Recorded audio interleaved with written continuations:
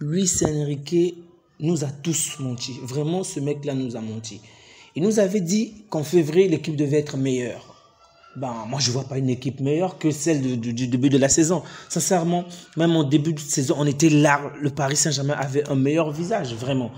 Donc, lui, il se déconne. Vraiment, il déconne. Contre Strasbourg, le Paris Saint-Germain concède autant d'occasions, vraiment. Heureusement que l'adversaire n'était pas fort. Sinon, le Paris Saint-Germain pouvait perdre ce match. Vraiment, je n'arrive pas à comprendre. Déjà, pour marquer, c'est difficile. C'est vraiment sur des occasions complexes. Et se prendre autant d'occasions d'une équipe de cette qualité-là, vraiment, c'est pas croyable. Mais heureusement, encore aujourd'hui, le Paris Saint-Germain gagne. Mais sinon, le match aurait pu se terminer sur un score de parité ou même en faveur de l'adversaire. Ça n'a aucun sens. Où est cette supériorité du Paris Saint-Germain? Il n'y en a plus. En fait, c'est bizarre. Je ne comprends pas cette équipe. Je ne comprends pas. Il y a de plus en plus de joueurs titulaires qui sont là, mais ça ne marche toujours pas. Ça ne marche pas. Il faut trouver qu'est-ce qu'il faut faire en sorte. En fait, je ne sais même plus quoi dire. Que faut-il faire pour que l'équipe puisse être non seulement performante, mais puisse garder cette tendance-là du début jusqu'à la fin du match? C'est pas croyable. Même face à Strasbourg, vous menez 2-0 à la pause. On se dit qu'ils vont revenir, qu'ils vont facilement écraser l'adversaire. Et vous menez 1-0. Le match recommence, vous marquez le second but facilement. Vous avez la domination totale du match. Et pourtant, l'adversaire revient encore. Et une fois de plus, ils ont failli marquer le deuxième but. Ça n'a aucun sens. Il y a beaucoup trop d'erreurs. Il y a beaucoup trop de... Comment dirais-je? En fait, ils ne sont pas cohérents du début jusqu'à la fin du match. Il y a toujours du relâchement. Aujourd'hui, je vais le dire, je trouve qu'ils se sont moins relâchés par rapport au match dernier, par rapport au match de Brest. Mais ce n'est pas suffisant. C'est pas suffisant. Si en face, il y avait le Barça, j'aurais pu comprendre. Bon, pas le Barça. Le Real, j'aurais pu comprendre. Le Bayern, j'aurais pu comprendre. Mais c'est quand même Strasbourg. C'est pas au niveau du Paris Saint-Germain quand même. Ça n'a pas de sens. Concéder autant d'occasions, c'est pas croyable. Brest encore, je pouvais comprendre parce que Brest est sur, on va dire, une certaine montée depuis quelques temps. Mais Strasbourg, vraiment, finalement, toutes les équipes sont capables de marquer énormément de buts au PSG. Mais la chose la plus triste, vraiment, la chose la plus triste, c'est que dès qu'un adversaire met de la pression au Paris Saint-Germain, c'est que toute l'équipe s'effondre. Vraiment, dès qu'un adversaire met de la pression, personne ne tient. Et on l'a vu encore aujourd'hui. Heureusement que Donnarumma a réalisé énormément d'arrêts décisifs. Sinon, le score aurait pu être différent. Donc, le match commence déjà avec une accélération de Strasbourg. Vraiment, ça, c'était une mauvaise, on va dire, une mauvaise communication parisienne parce qu'ils ont failli marquer en moins d'1 minute. Et en moins de 3 minutes, le Paris Saint-Germain obtient un penalty. Vraiment, c'était un cadeau. On n'avait pas vraiment touché Colomboigny, mais c'était vraiment un cadeau de la part de l'arbitre. Bon, les choses vont bien. Kylian Mbappé le rate. Je souhaitais bien évidemment qu'il marque, mais dans le meilleur des mondes, il l'a raté. C'est pas grave. Et donc, ensuite, il marque après. OK, ça c'est une bonne chose. C'est Kylian Mbappé, il marque suite à un pressing de Asensio. Mais là encore, ça va. Mais le but que j'ai vraiment trouvé magnifique, vraiment monstrueux, c'est celui qui va marquer, c'est celui qui va faire marquer cette fois-ci à Asensio. Donc, sur le premier but, c'est grâce à Asensio que lui, il marque. Sur le deuxième but, il fait marquer Asensio. Mais même avant de parler du but de Asensio, parlons d'abord de cette action. Vraiment, l'action en elle-même, elle est juste magnifique. Il lui récupère la balle, il lui fait une belle talonnade, vraiment une talonnade magnifique à David Ruiz.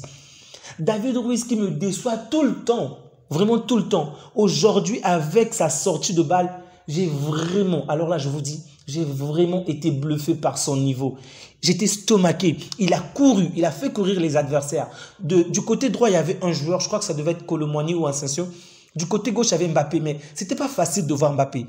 Même les journalistes, en fait, on s'est tous dit qu'il devait faire la passe du côté droit. Mais là, le gars me sort un extérieur du pied. Bon saut. Mais depuis quand tu fais ce genre de choses, David Ruiz? Depuis quand?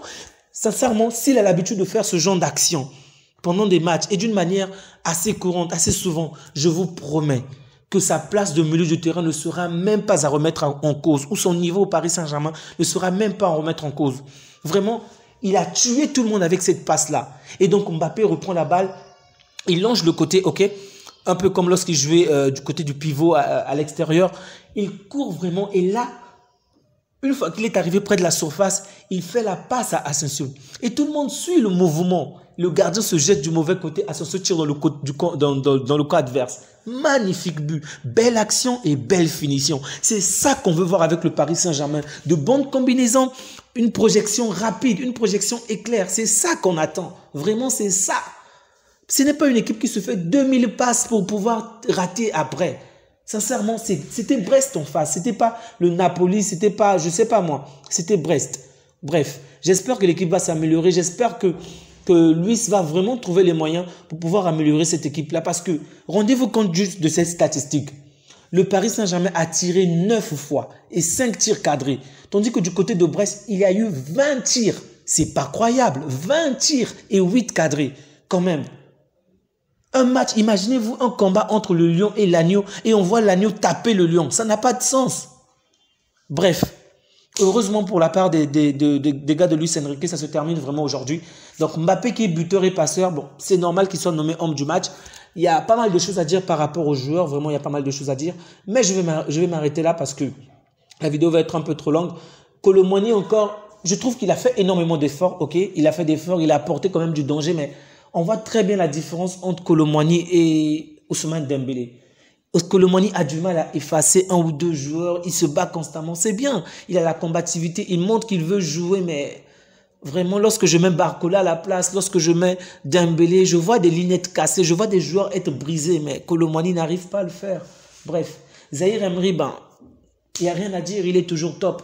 Ça m'a vraiment fait plaisir de voir regretter aujourd'hui. Depuis un certain bout de temps, on ne l'a pas vu. Donc, un bon match de sa part. Même si je m'attends à ce qu'il fasse encore mieux par rapport à ce qu'il nous a montré en début de saison. Donc, lui, je m'attends un peu plus à lui. Fabien Ruiz, il n'a pas été top parce qu'il a commis également une faute qui a failli causer un but. Mais aujourd'hui, je vais oublier toutes ses fautes parce que l'action qu'il a faite m'a vraiment étonné. Donc, je vais oublier toutes ses fautes. Je vais dire qu'il a fait un match plus que correct. OK?